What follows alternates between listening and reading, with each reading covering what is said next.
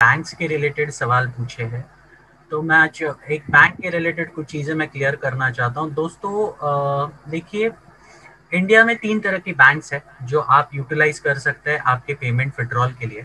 अभी काफ़ी सारे बैंक जो नेशनलाइज बैंक है, अभी गवर्नमेंट ने काफ़ी सारे बैंक्स को मर्ज कर दिया है। तो मैं आपको एक बेसिक लिस्ट देता हूँ बैंक्स का, जिसको नेशनलाइज बैंक में कंसिडर किया जाता है।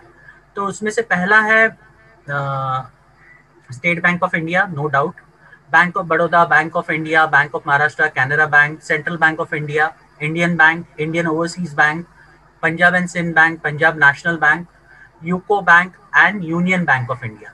ये सारे जितने भी बैंक्स मैंने अभी जिनके नाम कहे, ये सारे नेशनलाइज बैंक्स में आते हैं। ओके, अब दूसरी आती है जिनको बोलते हैं प्राइवेट बैंक्स।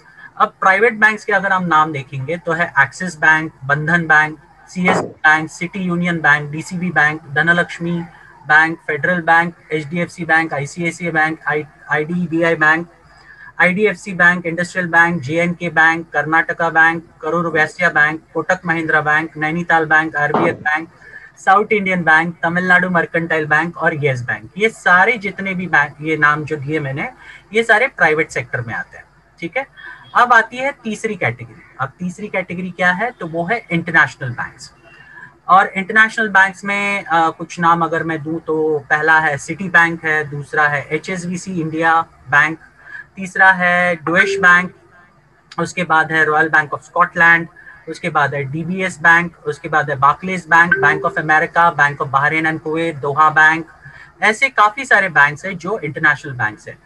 आप इन तीनों में से किसी भी इसमें अकाउंट है आपका, अगर नहीं है तो आप खोल लीजिए इन तीनों में से कोई भी सेक्टर में, आइदर वो इंडिया के नेशनलाइज बैंक में, प्राइवेट सेक्टर बैंक्स में, या फिर इंटरनेशनल बैंक्स में, जो मल्टीनेशनल्स भी होता है, इंटरनेशनल बैंक्स, उन पे आप तीनों में से किसी भी सेक्टर्स के बैंक में आप अकाउंट खोल सकते हैं, क्योंकि ये ही 3 सेक्टर्स के बैंक है जो आपको एक वैलिड स्विफ्ट कोड प्रोवाइड कर सकता है।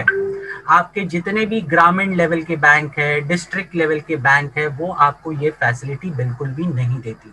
तो इसके लिए आपको ये मेक श्योर करना पड़ेगा आपका अकाउंट इन्हीं में से कोई भी बैंक में होना चाहिए।